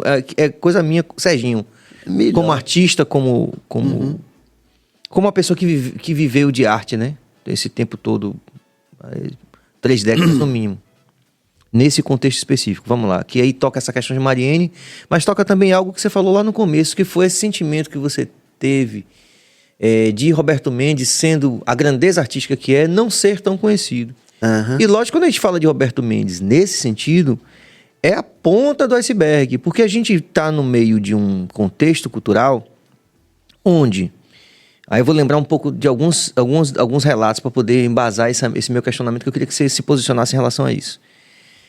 A gente viu o nosso saudoso Letieres também falando: tema do carnaval, percussionista. Mas cadê o percussionista? Continua saindo 5 horas da manhã, as câmeras desligadas, não tem os grandes patrocinadores não se interessam. Vovô do Ilê teve aqui, falou da dificuldade dele. João Jorge não teve, mas ele fala direto dessa dificuldade do Lodum ter patrocinador. E a gente teve agora o carnaval homenageando Moraes Moreira. Mas o show de Davi com Moreno, apesar de ser um show fantástico e de ter a presença do governador, inclusive, que as imagens mostram que o governador estava lá, o que é sinal de prestígio, para mim aquele show não corresponde à grandeza da homenagem do tema do carnaval. E isso coloca a gente diante de uma questão que é onde eu quero chegar. O Duda Espínola, que acabou de falar com a gente aqui, ele está em Portugal, foi fazer um mestrado em Portugal e é um artista que, enfim, tem um trabalho autoral, já foi compositor de algumas obras do Adão junto com a gente, e está em Portugal. Hoje Duda lança um single, eu acompanho nas redes sociais dele, o interesse da mídia de Portugal, a FENAC procura Duda para poder divulgar a obra dele, o lançamento do artista que está ali. De alguma forma, como é que a gente consegue sobreviver nesse contexto adverso, onde a gente não dá realmente o valor devido à cultura e à arte? Olha que eu juntei várias pontas aí, falando da grandeza de um Roberto Mendes que, para o grande público, comparativamente com, sei lá, vou colocar uma referência aqui, gente, não é nada política essa minha afirmação, mas ele perto de Ivete é praticamente desconhecido. O Davi faz um show que deveria ter uma grandeza, deveria ser o maior show do carnaval, aquele show. Porque nós estamos homenageando o grande Moraes Moreira, mas a gente não consegue se desenredar dessa pérfida relação que a gente tem com investimento público e privado. Me fala aí, o que você acha disso? Tem coisas. Teve época no Carnaval da Bahia com Moraes Moreira vivo que ele lutou, tentou sair aqui, não conseguiu sair, foi fazer carnaval em outro lugar, né? Quando eu vejo... Agora está menos, mas eu vivi uma época... Hoje eu sou amigo de Armandinho, de André, mas na época eu só era fã, né? Hoje eu tenho música até com Armandinho, ok, alegria. Mas na época que eu era fã, eu vi épocas que tinham o risco do trio Dodô Armando não sair, com Osmar ainda vivo. Então, esse descaso foi em vida ainda, né? Hoje virou que a pipoca do Osmar, de Armandinho, é uma das melhores que tem no carnaval. As pessoas esperam o ano inteiro. É uma reconquista, né, deles. Mas tem horas que eu acho que talvez um estado... Tudo tem um preço, né? Tudo ser avançado tem um preço que deixa as coisas mais desprotegidas para serem preservadas. Mas, por exemplo, se fosse em Pernambuco, Dodô e Osmar abriria todos os carnavais de Pernambuco. Moraes Moreira, um deus, né? Seria mais ou menos Mariene assim. tocaria no carnaval, se fosse de Pernambuco. Certamente, mas eu acho que tem como ela tocar aqui, porque hoje, cara, o carnaval hoje da Bahia está quase um festival de música. Você assiste coisas diversas. Tiveram artistas com o perfil dela que fizeram shows. Então, não está fora. Estou falando desses grandes homenageados que marcaram o carnaval, inventaram o carnaval, né? Se fossem do Recife? Eu acho que teria. Ao mesmo tempo, Recife tem a coisa de ser tradicional, né? De ser mais rígido. A Bahia tem essa vantagem de ser para frente também. É um preço. Aí, quando vai para frente, às vezes descuida de outras coisas, né? Eu faço essa semelhança em relação a Santa Maria e Cachoeira. Cachoeira consegue conservar, proteger mais as coisas, né? E, de alguma forma, e não ser... E já Santo Amaro correu mais em direção a esses riscos, que tem o preço a pagar. Mas Batatinha mesmo, Batatinha e Riachão, na época que eu conheci, tinha um projeto do Estado, eu esqueço o nome, que montava um palco e tinha o Dia do Samba. E eu me lembro que cada sambista tinha direito de cantar 2 sambas. Então era assim, os sambistas esperavam um ano inteiro para cantar 2 sambas. Imagina isso para Riachão. E no Riachão subia, quem tirava, subiam, abraçavam o Riachão voltava. Era o dia que o cara louco para cantar, que tinha direito de cantar 2 músicas só, né? Então isso mostra a falta de cuidado. E depois que Batatinha morreu, aí teve como é que se diz? O percurso, Batatinha, né? Agora, faltou cuidado com eles, até esses grandes como o Moraes e o trio Armandinho, que hoje reconquistou um espaço grande. Moraes ficou sem fazer carnaval aqui um tempo. E Moraes é um dos grandes artistas da música brasileira, mesmo, incrível. E que uma vez na Boca, falando desses espaços, né? Que a Casa da Mãe e a Boca que eu tive envolvido. Sempre teve esse lado agitador cultural, né? Que também está no currículo, Que foi acontecendo naturalmente. Eu não fui achando que ia demorar. Na Casa da Mãe também foi assim. Casa da Mãe eu fiquei, acho que anos, fazendo toda terça. Aí eu saí, Gil Vicente continua, acho que até hoje, fazendo toda terça lá. Mas aí eu estava, assim, porque a Boca tinha que acabar 10 horas, para não incomodar os vizinhos, então acabava tudo cedo, mas a gente continuava bebendo, conversando. Aí entrou Moraes Moreira, lá, que eu não conhecia. Mas a gente conversou a noite toda, mas foi uma conversa maravilhosa. Fiquei mais fã ainda dele. E ele muito bem-humorado e assim, venenoso, né, nas brincadeiras, às vezes.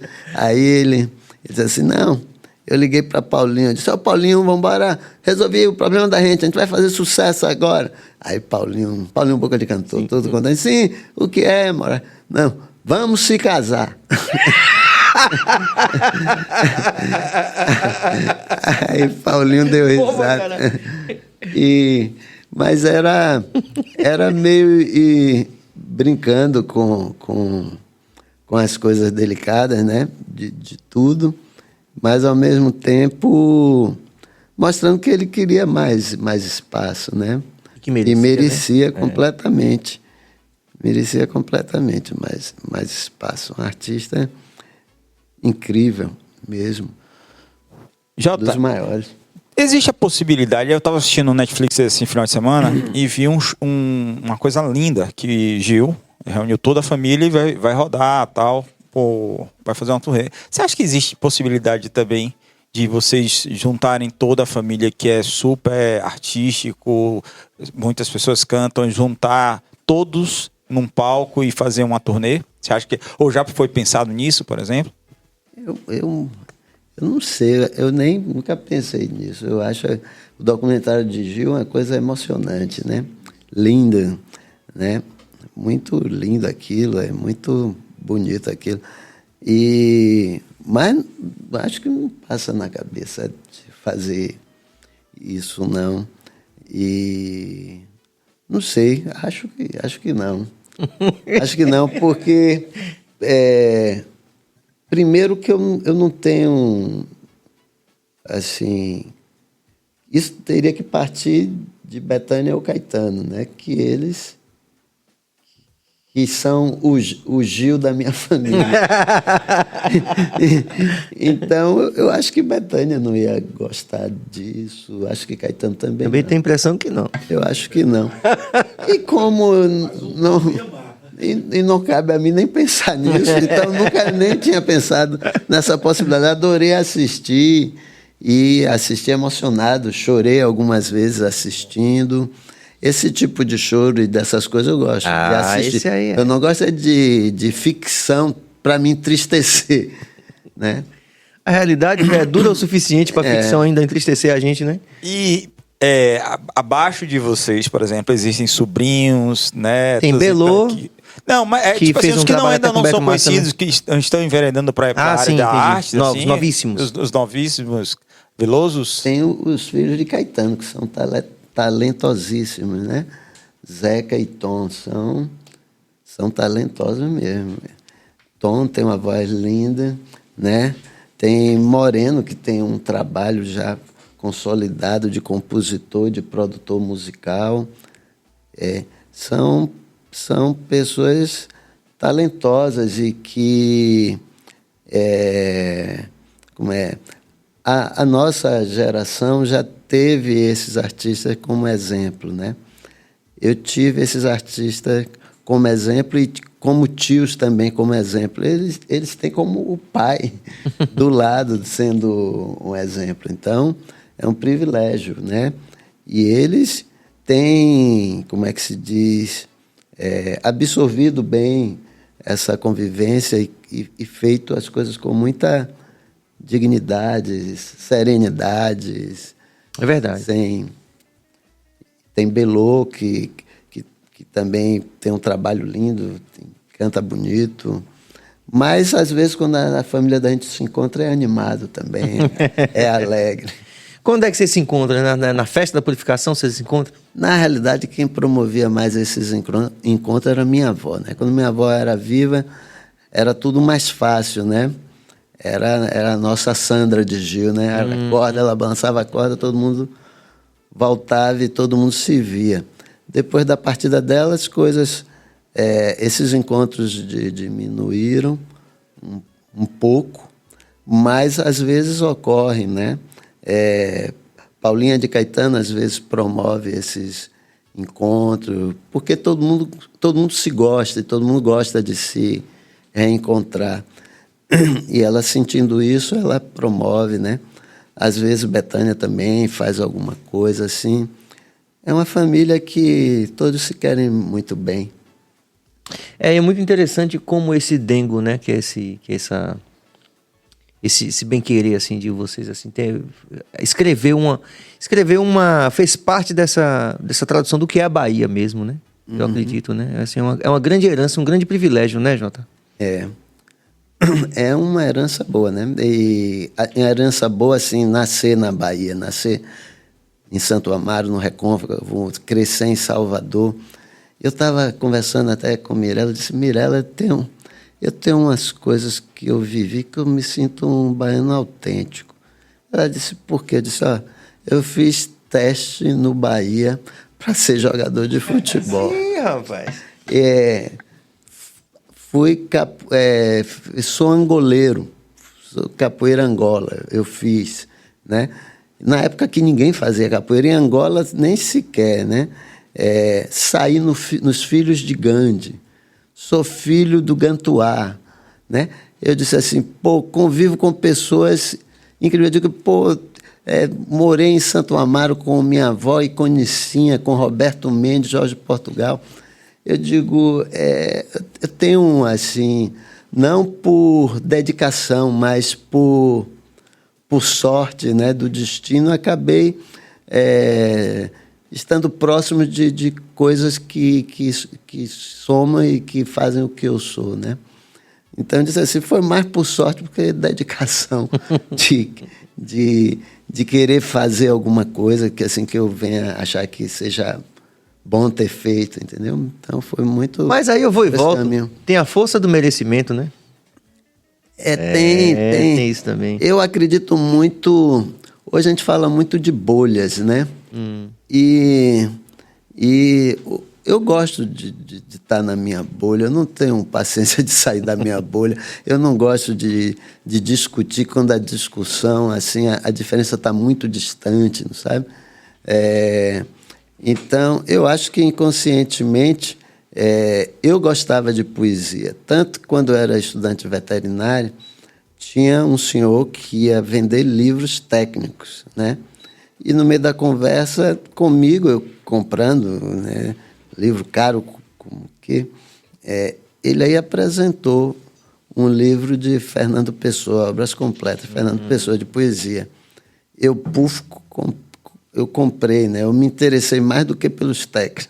Eu quis o de Fernando Pessoa. Então, eu já tinha uma paixão pela poesia, né? Inconscientemente. Meu avô, por parte de mãe, que é o Zezinho Veloso, Zé Veloso, sempre gostou de poesia.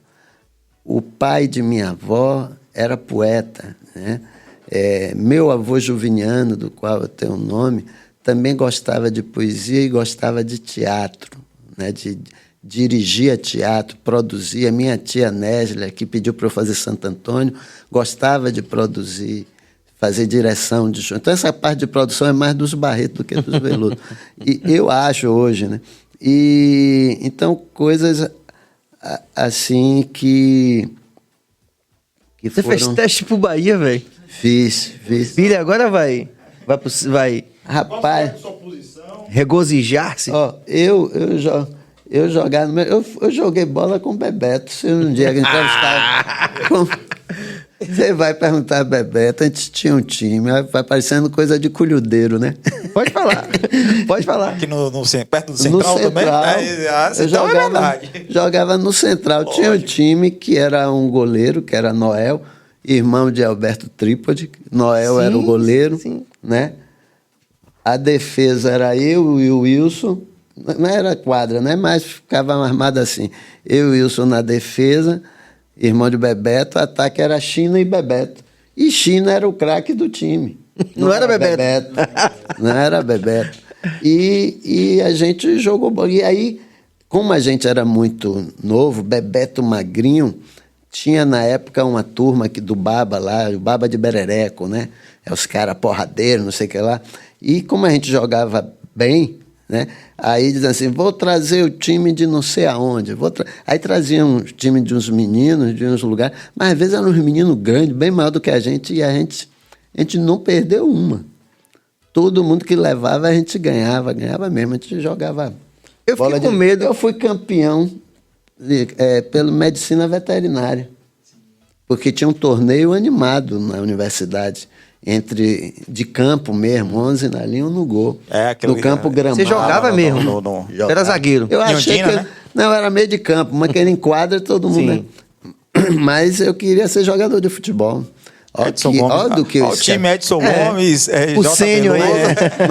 Mas foi bom não ter ido por esse caminho. Sou amigo de Bebeto até hoje, da família toda, né? Me dou bem com ele. Tenho muitos amigos que jogam bola até hoje. Mas gostava de jogar bola. Mas foi bom não ter saído desse universo do futebol, me fez muito bem, né? Porque esse universo do futebol é muito fechado, muito machista, muito preconceituoso, muito conservador.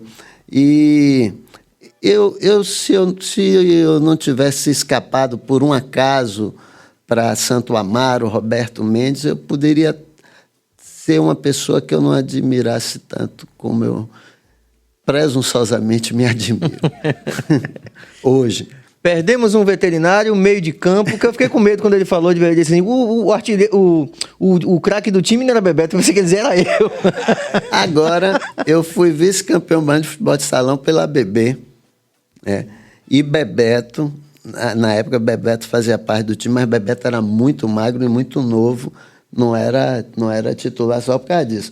Mas tinha uma parte engraçada, porque China, irmão de Bebeto, mudou a idade e não podia ficar no time juvenil da ABB. Ele disse, Jota, vou levar você para me substituir. Aí eu fui, fiz o teste, passei e fiquei. Aí eu comecei a levar meus amigos. Aí levei o Wilson, o irmão de Bebeto, levei Bebeto para a ABB.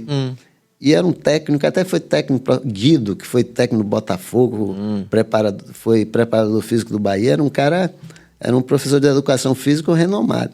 E Guido era o técnico da ABB. Ele aí tinha o time dele titular, que eram uns caras que jogavam bola bem, mas tudo mais troncudo. E o nosso era tudo mais raquítico, né? Bebeto assim, eu pequenininho. E aí botava o time titular dele para jogar contra o nosso. O titular, ele orientava, faz isso, aquilo. O nosso, a gente jogava que nem baba. A gente ganhava. Ele aí ficava numa irritação danada. Aí teve um período que eu fiquei de titular porque ele queria entender por que não dava certo. Mas era porque todo mundo era meio sabido no baba de jogar bola. E você ainda acompanha o Bahia, por exemplo? Eu sou louco pelo Bahia. Pô, então você ganhou 1 milhão aqui, fazer cheque. Eu sou louco pelo Bahia, porque eu acho que assim, o Bahia representa várias coisas, além do time de futebol, né? Representa... primeiro, todo time popular como Bahia, Flamengo, Corinthians, né, Santa Cruz, representa assim quando ganha o dia do fudido gozar com a cara do poderoso, né? Então tem essa coisa do momento de revanche ali, né? Então, eu sou Bahia, sempre torci contra o Vitória, mas hoje eu torço assim, que o Vitória não se acabe, porque Olha o Duda lá, ó. o Vitória Bote aí, acabando... Olha o Duda lá, ó. Já começa a mexer nas emoções do povo. Porque, assim, o Vitória acabando, acontece para mim uma das coisas mais tristes é ver nordestino torcendo para time do Sul. Isso eu acho isso horrível. E quanto mais o Estado os times são mais frágeis, maiores são essas torcidas que são estimuladas por quem transmite os jogos. Eles transmitem os jogos assim. Não, eles agora somos nós, né? Ele transmite para o Brasil todo e falam do time do Nordeste, eles, né? Então, não tem... torcer contra a gente, entendeu? Então... Mas só por isso que você não quer que o Vitória acabe. E é bom também para a gente ganhar do Vitória, né? Aquela risada. E tanto que meu filho João, ele morou no Rio todo e votou Flamengo, ficou Vasco, Flamengo, Bahia, e hoje fica me sacaneando quando o Bahia perde, torcendo Flamengo, o Flamengo dele se escampou aí esses dias. Mas eu digo a ele, eu ficaria muito mais contente que você fosse Vitória do que se você fosse Flamengo. Melhor ser Vitória, torce para um time do seu estado, rapaz. Isso também vai torcer para um time de outro lugar. Veja como vocês que torcem para esses times, vocês torcedores aqui, como é que eles tratam nós nordestinos. Vai ver baianada, né? Nas redes sociais. Se fosse baianada era ótimo. Mas é uma coisa que é horrível isso, né? É incrível como você vê, por exemplo, eles falam, né? O Flamengo perdeu para o Bahia. Não é o Bahia venceu para o Flamengo. O Flamengo perdeu para o Bahia. E essas coisas assim ficam muito tristes. É muito evidente essa... É uma coisa gritante. E essa coisa vai fazendo com que a pessoa... Por exemplo, se o Vitória acaba, essa torcida do Vitória vai passar a torcida do Bahia? Não. Vai virar palmeirense, flamenguista, é outra coisa. Então é melhor que o Vitória fique aí, volte com força para representar bem o Nordeste, e assim como o resto, que a Copa do Nordeste ganha força, né? E adoro. E o Bahia ser o único clube do Nordeste que conseguiu 2 vezes ser campeão. Mas não tá velha essa história não, Jota? Tá velha essa mas é a história. Diga aí, Mirella. Tá velha essa... Não, mas eu sou mesmo. Eu fui Vitória e Palmeiras, eu fui torcer lá pro Vitória. Foi, né? Fui. Mas você é 1 em 1 milhão, né? Não, mas não sei. mas Que a galera quer que perca. meu pai era galiciano, Ah. mas torcia para os times da Bahia. Sim. Eu também pensei. Eu acho que isso fez com que, assim, não vou dizer que eu torça por Vitória, mas não quero que o Vitória Sim, acabe. sim. Nem É, acho também não. bom o campeonato baiano não ter o Vitória forte, nem a Copa do Nordeste. Era bom estar todo mundo na Série A. O time do interior da Bahia está na Série A, para o pessoal do Sul ter isso atravessado na garganta. J. Veloso, uma satisfação imensa receber você aqui. Conversamos assim, já passou rapidinho, 1h40, mas que prazer, que satisfação, viu? Eu que agradeço a vocês, né? Quero dizer que fiquei contente com o convite, né? Eu realmente fui conhecer, fui convidado, vou ver porque eu não sou de internet mesmo, e fiquei encantado com alguns podcasts que vocês fizeram, né? E de Pedro Pondé, não foi? Sim, foi recente. Aquele achei o máximo, e os outros são super interessantes, mostra a diversidade da Bahia, a riqueza de pensamentos diversificados, né? E essa diferença, essa multiplicidade que faz a Bahia ser rica como é. Várias vezes essa frase me vem à cabeça no final aqui, que é uma frase de Jorge Portugal, curiosamente, que ele dizia assim, eu aprendi com ele, tem uma imensa saudade, como muita gente tem, né? De tudo que ele representa ainda pra gente. Eu falava assim, coloco o meu coração em suas mãos em sinal de agradecimento. Ele era um amor de pessoa mesmo, sedutor, né? Um sedutor, né? Sedutor, uma inteligência linda, linda, linda. Linda. A gente vai fazer agora até sábado na casa da mãe. Eu retornei à casa da mãe, né? Nunca mais tinha feito nada de música, né? Aí eu falei, pô, Mirella, se eu ficar sem fazer, eu não vou fazer mais nada. Aí vou ficar velho, aposentado em casa, né? Só querendo beber, comer, ir pra praia, não pode. Vou fazer alguma coisa de música. Aí, conversando com a Estelinha, que é a dona do espaço, cantora maravilhosa, aí ela deu a ideia pra gente reviver o que eu tinha feito há 18 anos atrás com os Cavaleiros de Jorge.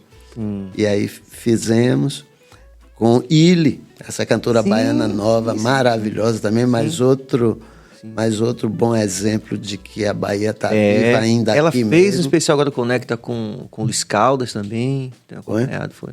E aí foi muito bacana, eu disse que, pô, é capaz de não dar ninguém, mas tudo bem, eu vou encontrar com os amigos, tudo bem.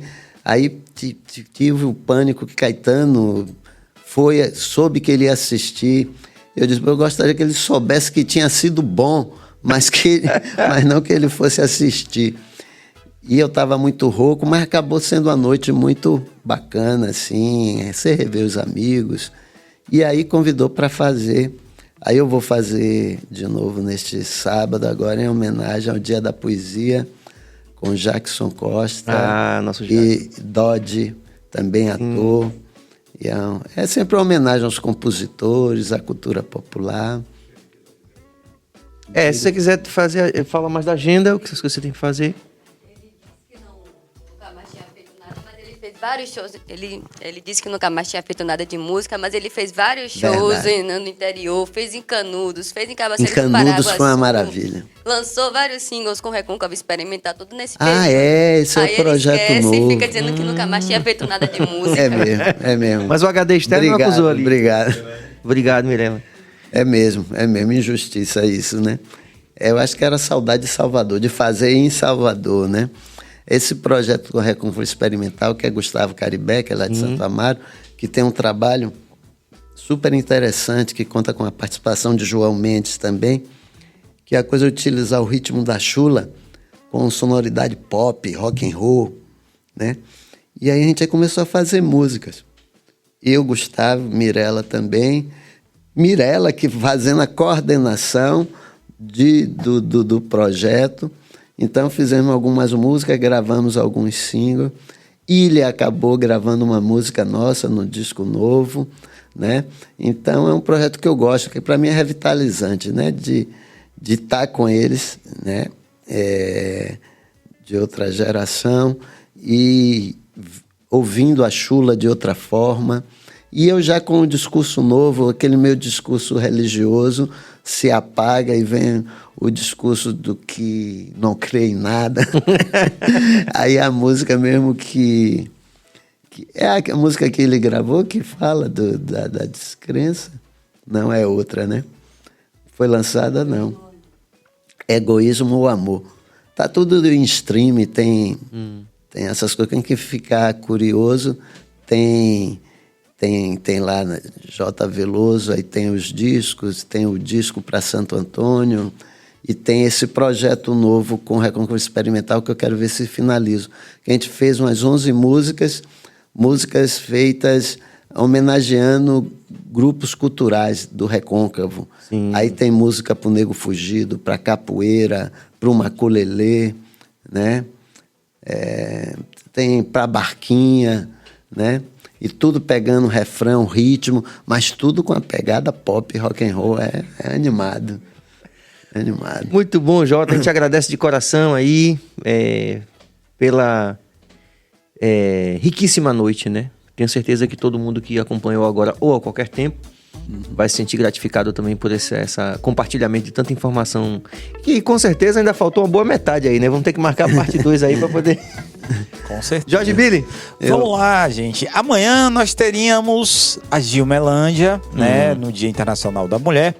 Mas, infelizmente, a mamãe dela acabou falecendo ontem e hoje foi enterro, né? E aí, amanhã foi proposto que a gente fizesse um react, certo? Com a galera, bater um papo e tal. Vamos ver se a gente consegue convidar alguém a tempo tal para representar as mulheres, mas caso não, o Pedro e o Serginho sugeriram isso, de a gente batesse um papo com a galera. E na quinta-feira nós vamos ter aqui um humorista, certo? Maurício Ramos. Sim. Humorista, comediante, imitador. As imitações dele são perfeitas, né? E a gente vai fechar a semana, né, com o Maurício Ramos. Muito bom. Obrigado, Billy, Cabas, Suane, toda a equipe. A Pedro também, que é o nosso co-host aqui, já oficial. Normalmente a gente divide a semana aqui, mas amanhã vai estar com a gente também na quinta-feira. Eu quero agradecer, adorei vir conhecer de perto, já tinha assistido alguns. Foi bom que eu fui assistindo um, outro, e é ótimo ter na internet por isso. Parabenizar vocês, desejar boa sorte, que é isso que a gente precisa, né? Que as coisas sejam esclarecidas, transparentes, de forma leve, né? Para que a gente consiga descobrir os melhores caminhos para cada um de nós e para a nossa Bahia, para a nossa cidade, para os nossos amores. Parabéns a vocês e muito obrigado. Feliz de ter vindo. Muito bom. Valeu, galera. Então, até amanhã, às 20 horas. Vocês sabem que Pedro tem o tênis primeiro, aí depois ele chega aqui, 20 horas amanhã, em caráter de exceção. A quarta-feira é sempre um pouquinho mais tarde. Mas a gente está aqui firme e forte. Então, amanhã, muita paz e muita luz. Valeu!